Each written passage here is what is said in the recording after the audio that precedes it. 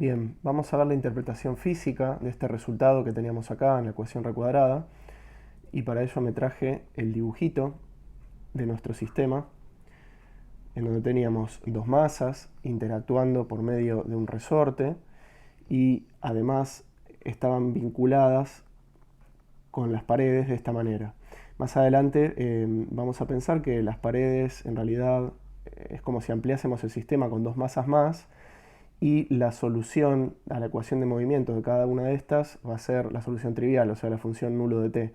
Entonces un problema como este, en donde tenemos, por ejemplo, n masas y dos condiciones de contorno, es como tener un sistema de n más dos masas, en donde ya tenemos resueltas las ecuaciones de movimiento de las dos masas exteriores, digámosle.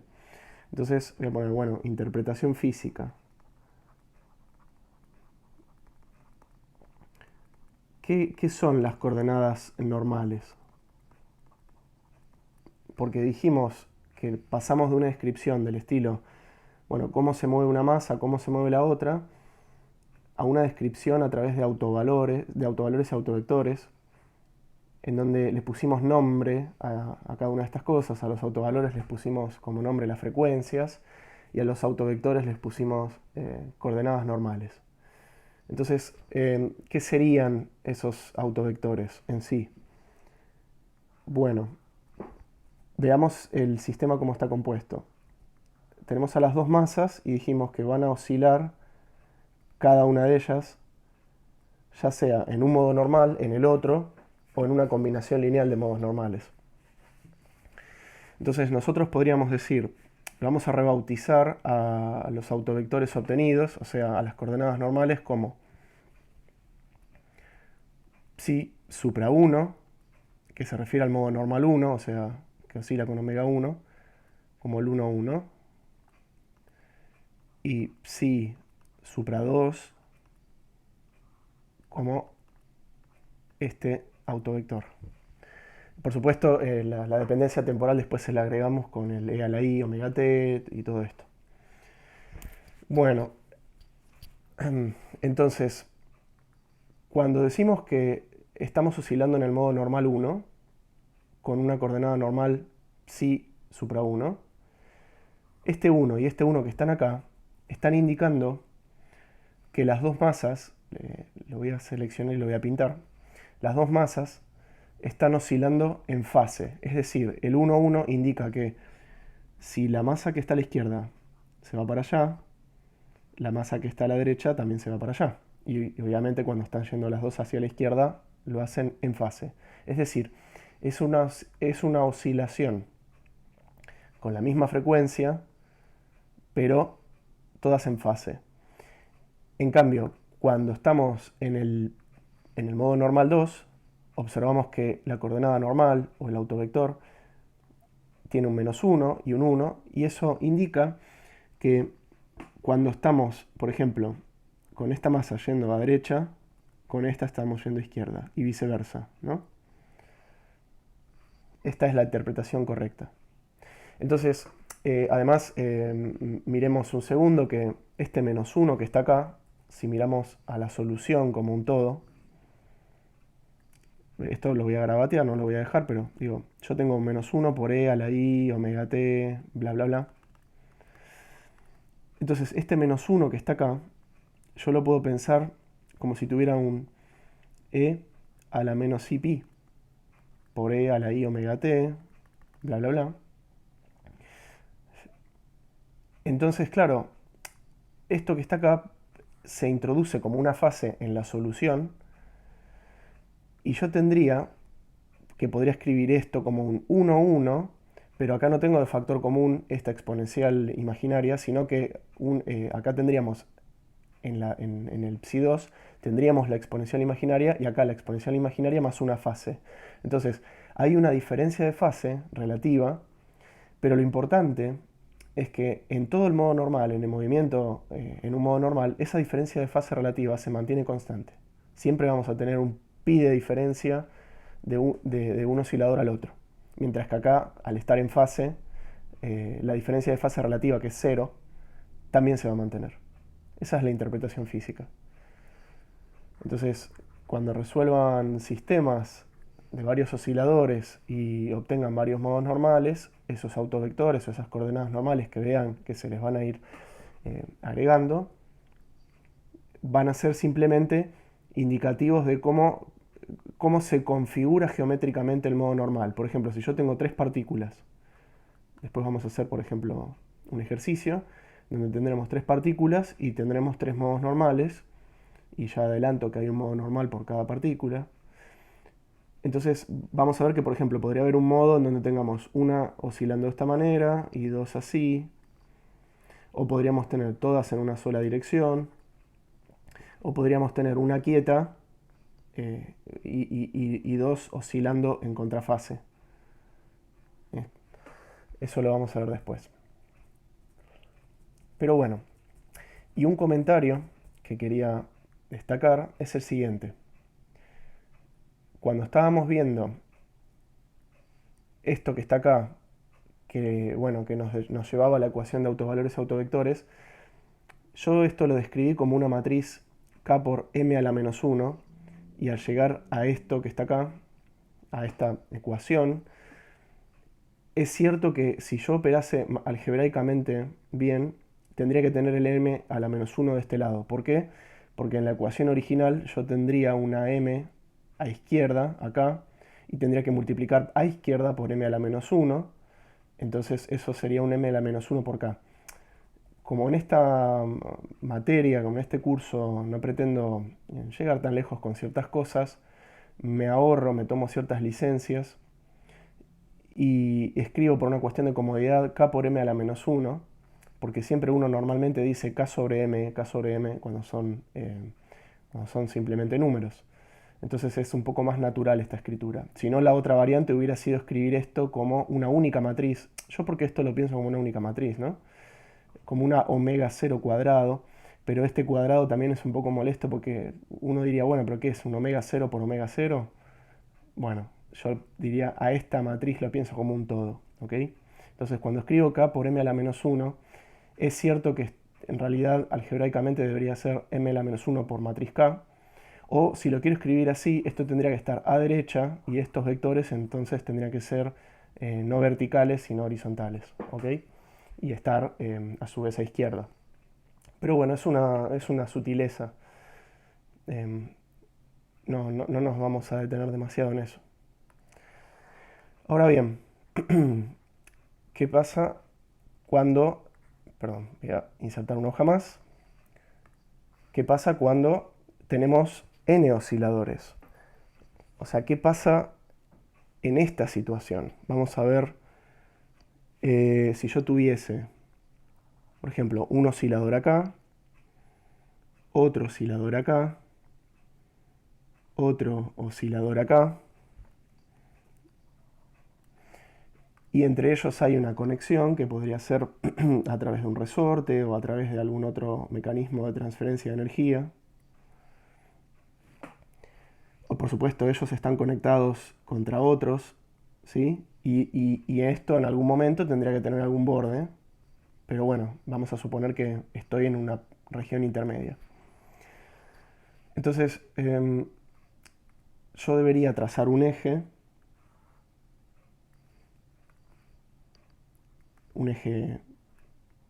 X, y si estos osciladores están oscilando verticalmente, entonces yo podría identificarlos a través de algún parámetro que bueno, siempre los estamos poniendo en unos parámetros más o menos fijos para no abundar en notación innecesariamente. Entonces vamos a decir que tengo un parámetro A entre cada uno de ellos. Acá tengo A con el siguiente, A con el antecesor y así siguiendo. Entonces yo diría que este punto que está acá es el oscilador N, y acá sería haberme alejado del origen N veces A. Acá vendría el N más 1 A, y acá por supuesto vendría el N menos 1 A.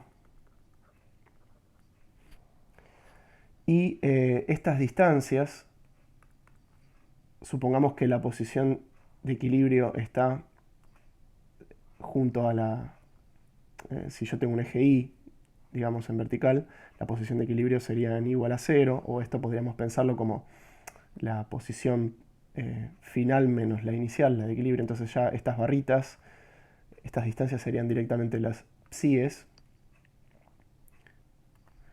Entonces yo les voy a poner una etiqueta a cada una de estas masas en función de su posición.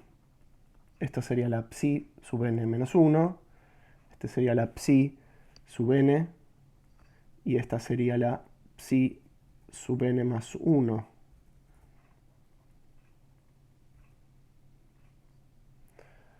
Vamos a darle más espacio.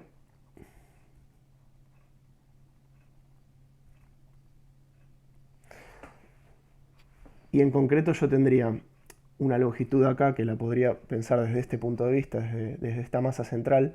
Podría decir que esta es la LI de izquierda y la LD de derecha. O sea, longitud izquierda, longitud derecha. Y por último me va a interesar destacar el ángulo relativo que se está formando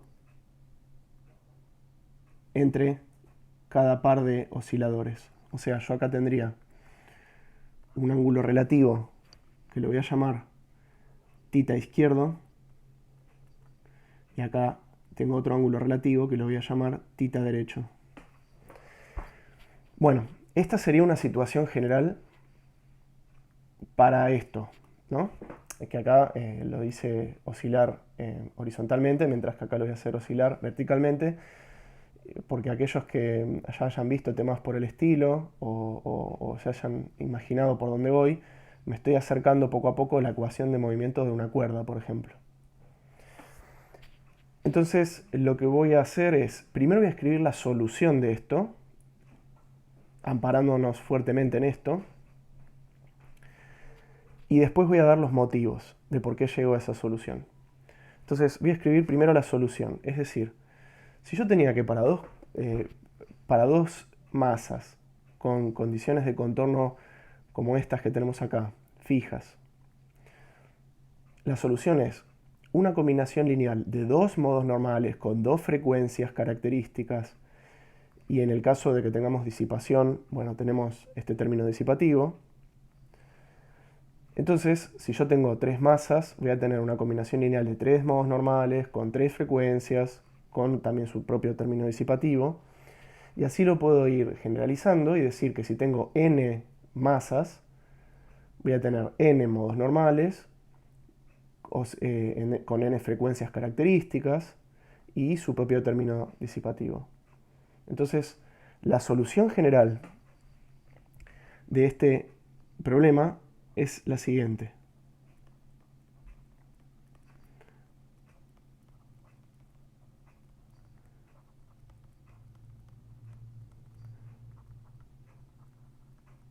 Vamos a poner un psi vector de t, pensando en que este vector representa el psi 1, psi 2 hasta n.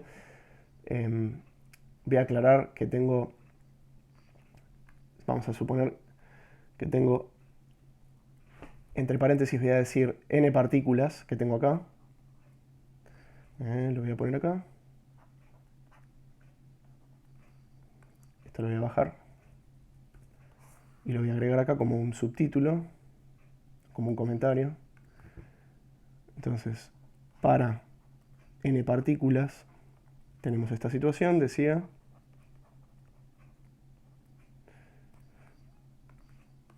Y la solución general entonces va a ser la psi de t.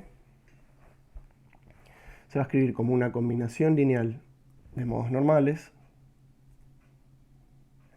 en donde va a haber tantos modos como partículas, o sea, desde 1 hasta n, mayúscula.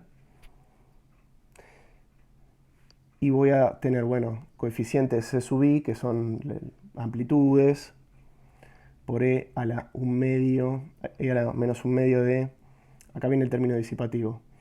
El término disipativo, yo a propósito voy a poner la matriz m a la menos 1 para que quede por lo menos bien escrito por una vez, de esta manera.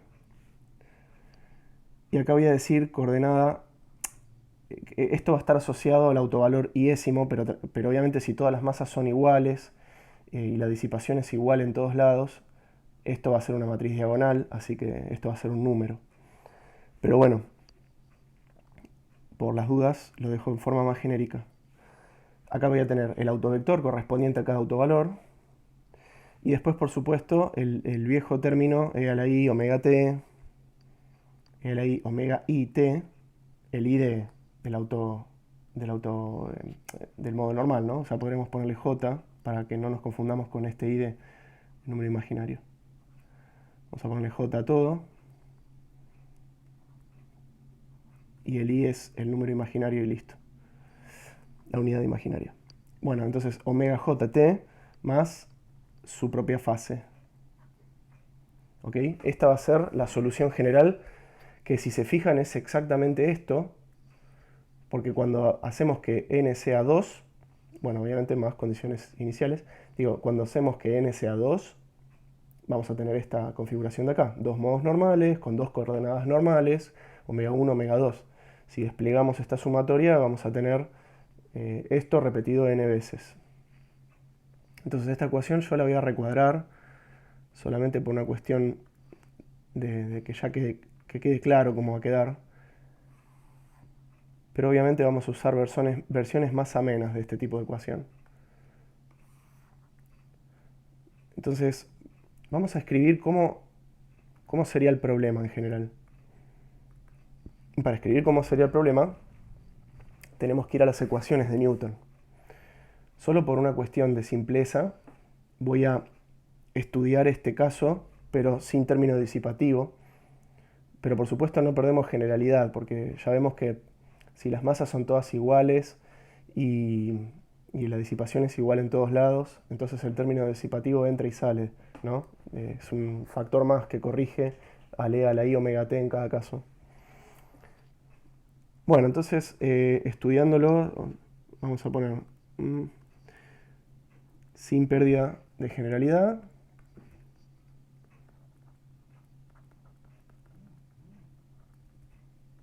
Sin pérdida de generalidad.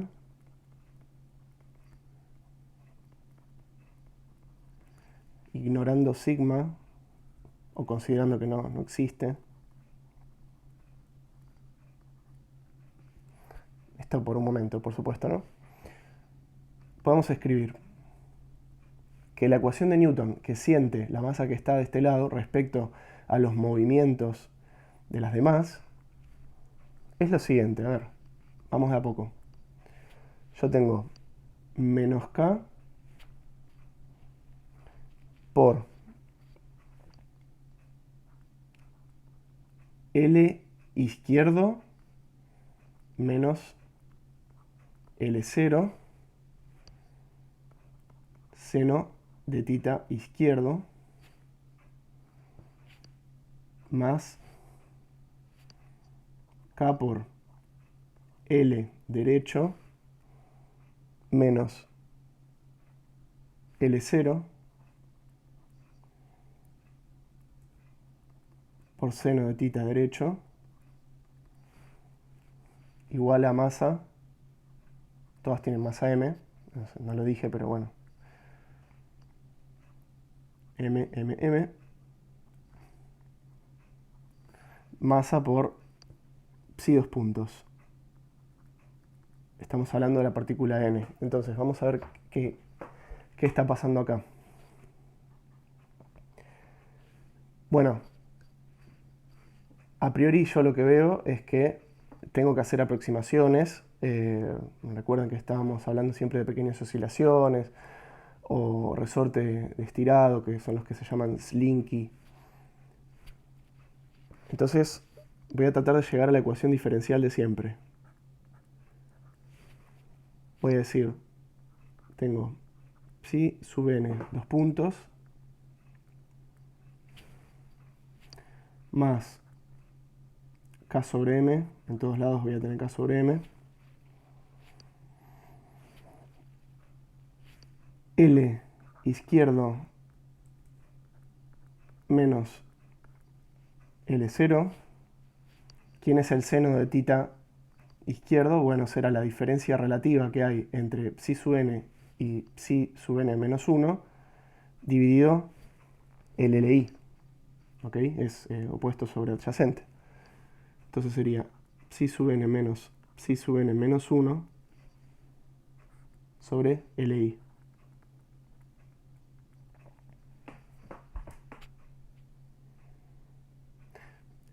Está claro, ¿no?, que estamos estudiando en este caso y en este caso el estiramiento relativo de lo que sea que hay acá, si hay un resorte, si hay una cuerda, lo que fuere, el mecanismo este. Entonces tenemos que hacer LI menos L0. Esto es lo que nos está determinando, de alguna manera, si las excitaciones van a empujar a la partícula para un lado o para el otro. Bueno, menos K sobre M. Ahora ponemos L derecho menos L0. Y el seno de θ d, lo mismo, ¿no? Psi n menos 1, así como lo dibujé, menos psi sub n, n más 1, perdón, menos psi sub n, dividido L derecho, o sea, opuesto sobre adyacente, otra vez. Bueno, y acá lo que voy a hacer es reordenar y asociar todo lo que está. Primero lo que voy a hacer es pasar dividiendo esto, el L izquierdo y el L derecho. Vamos a decir que acá lo que tengo es K sobre M por 1 menos L0 sobre el izquierdo. Esto porque ahora viene la aproximación acá. Por psi sub n menos 1. Y ahora obviamente vamos a agrupar todo lo que tenga que ver con psi sub n y psi sub n menos 1. Menos K sobre M. L derecho pasa dividiendo. Entonces tenemos L0 sobre L derecho. Psi sub n más 1 menos psi sub n. Ahí va, ahí va. Bien. Entonces ahora sí asocio de la siguiente forma. Me va a quedar, lo tengo acá escrito, lo copio de una porque si no me voy a confundir. Va a quedar... me comí el... Perdón, me falta una cosa. Me faltó el psi sub n 2 puntos. Claro. Ahí está. Entonces me va a quedar psi sub n 2 puntos. Todo esto igual a 0, ¿no?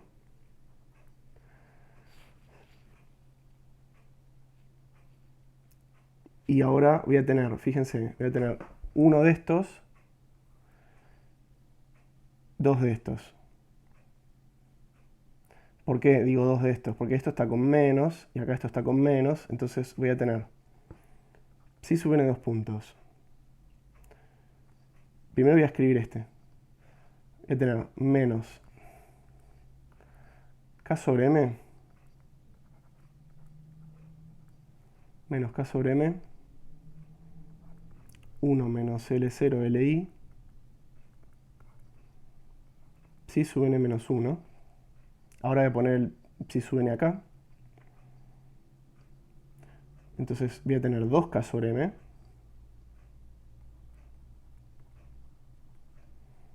Uno menos L0. No, perdón, no es 2K sobre M, sino es uno con esto, con L0 sobre LI, y otro es con L0 sobre LD. Entonces voy a tener K sobre M, 1 menos L0 sobre LI, más 1 menos L0 sobre LD,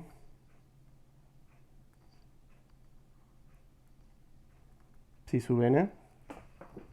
Obviamente acá me queda un 2 con esto, pero acá estos no los puedo sumar así nomás. Y tengo tengo este que está acá con un menos. Entonces menos K sub M, 1 menos L0 sobre LD, x a la n más 1. Perdón, psi a la de n más 1. Todo esto igual a 0. Ok, vamos a ver qué tengo acá, porque esto parece una locura, o por lo menos parece algo demasiado largo, aunque no se pierda el orden mental de las cosas, porque siempre es como que tenemos dos interacciones asociadas a la partícula que estamos mirando, una interacción asociada a la partícula anterior y una interacción asociada a la partícula posterior. Y esto pasaba, ¿no? Esto pasaba en las ecuaciones que teníamos más arriba cuando estábamos analizando el caso de dos masas. Teníamos de alguna manera dos interacciones cuando mirábamos una masa y luego teníamos algo que tenía que ver con la otra partícula que estábamos considerando. Y en realidad, acá yo no lo dije porque, como les decía hace un rato, podemos pensar que las coordenadas, cuando ponemos un borde fijo, es como si tuviéramos una masa en donde su coordenada de movimiento, su ecuación de movimiento, siempre le igualamos a la solución trivial. Entonces acá tendríamos algo así como un k por un psi sub 0, que vale 0 siempre y por eso no está acá en esta ecuación.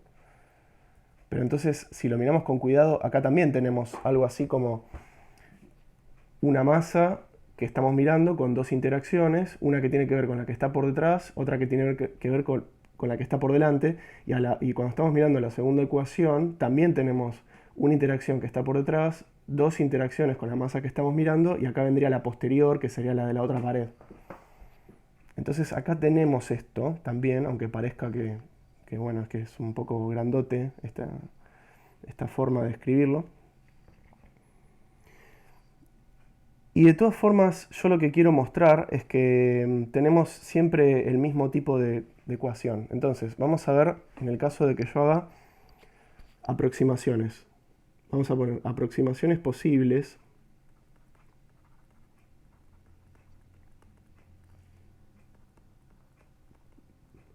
Aproximaciones posibles para llegar a una ecuación diferencial en cada... Siempre para llegar a ecuaciones diferenciales lineales, ¿no? Porque estos LI que están acá y LD dependen de psi sub n menos 1, psi sub n más 1, y yo quiero algo que sea lineal con esto, con esto, con esto. No quiero que estas coordenadas estén acá abajo dividiendo o al cuadrado o lo que fuere. Ya perdería la linealidad de las ecuaciones. Entonces, vamos a decir, para linealizar.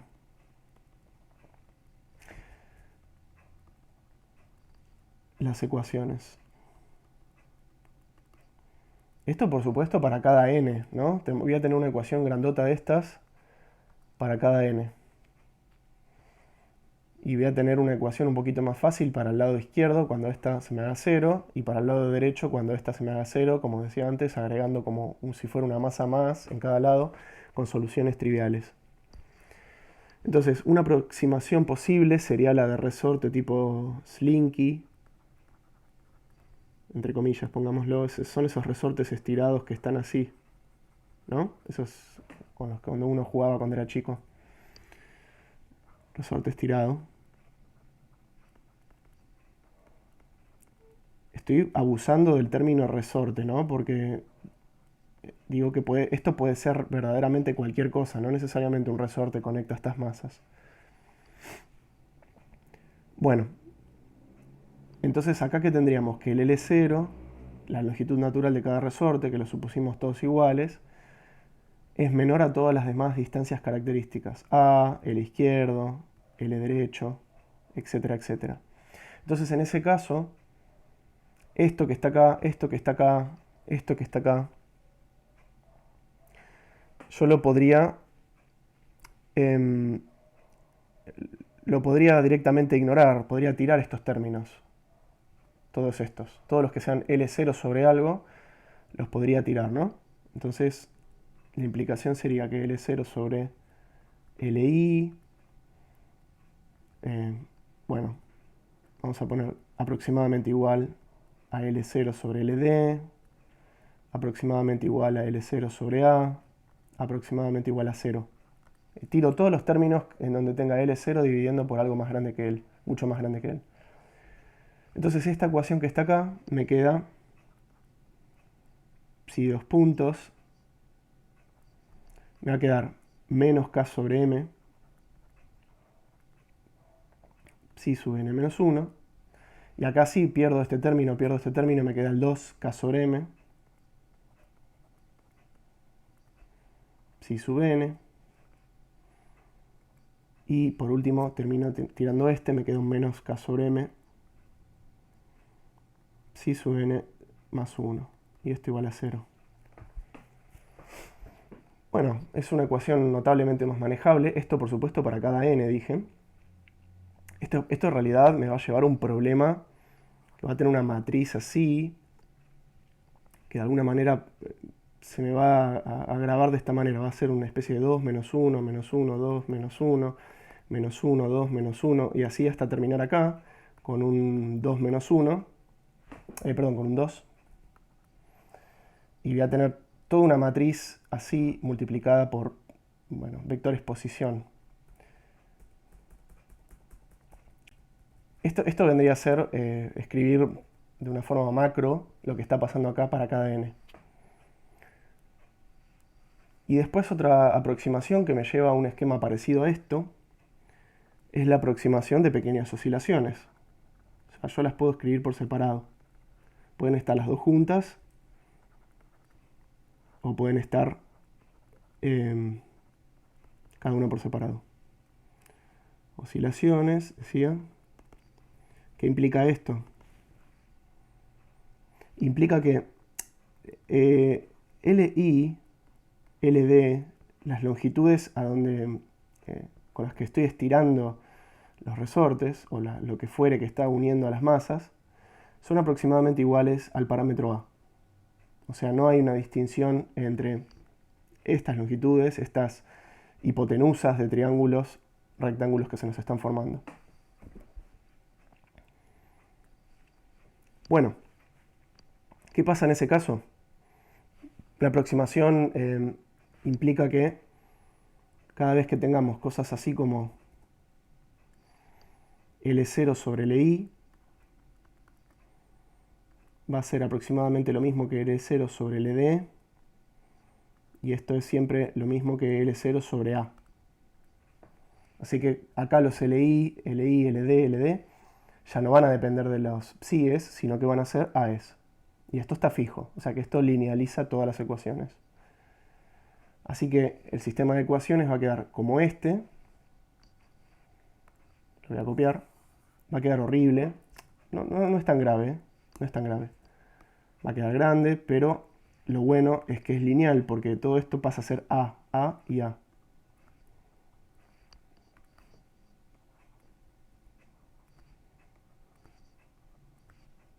Ahí está. En cualquier caso, si nos fijamos, si yo llamo a esto que está acá, vamos a ponerle nombre a estas cantidades que están acompañando a las psies. Yo voy a poner, vamos a decir, en cualquier caso,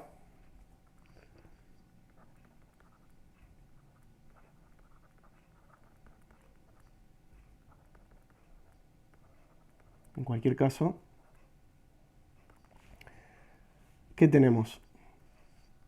Si esto que está acá recibe algún nombre, perdón, vamos a achicar un poco acá.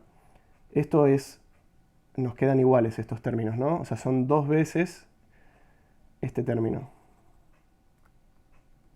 Ahí ya podemos achicar un poco, sí.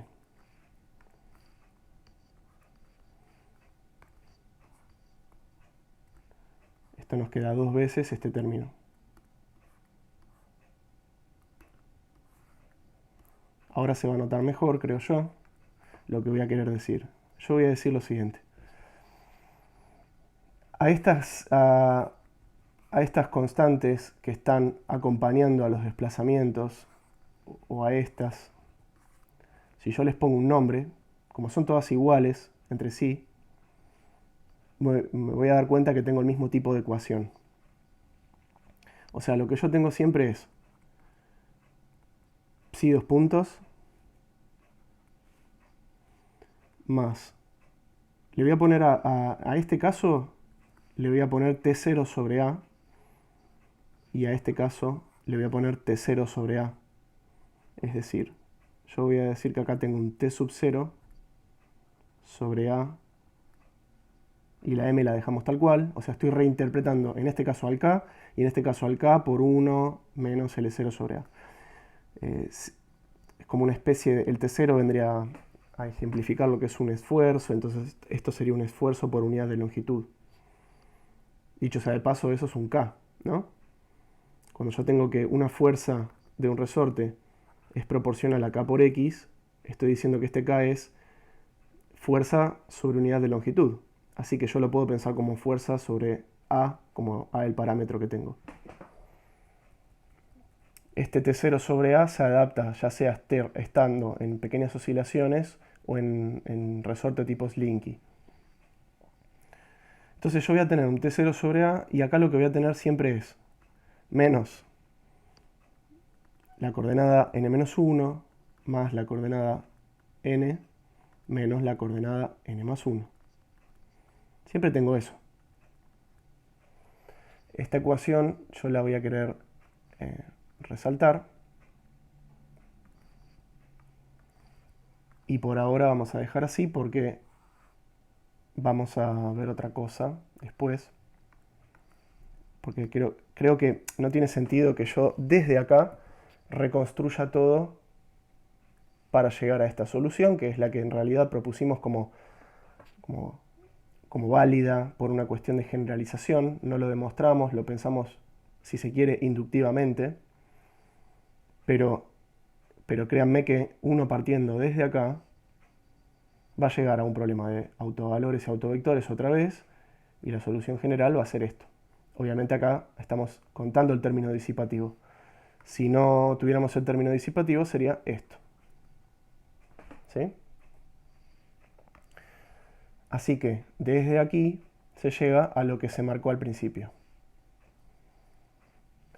Y bueno, por ahora lo vamos a dejar así y voy adelantando lo que vamos a ver la vez que viene, que va a ser lo siguiente. Mirando este gráfico, yo quisiera saber si hay una relación entre la posición actual de cada partícula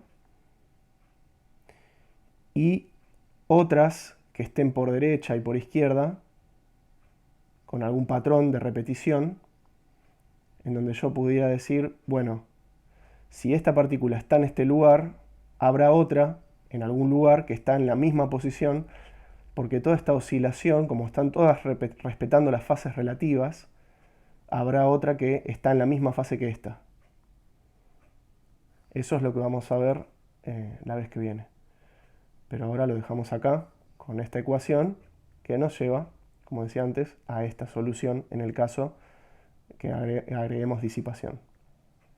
Bueno, espero que les haya gustado y saludos.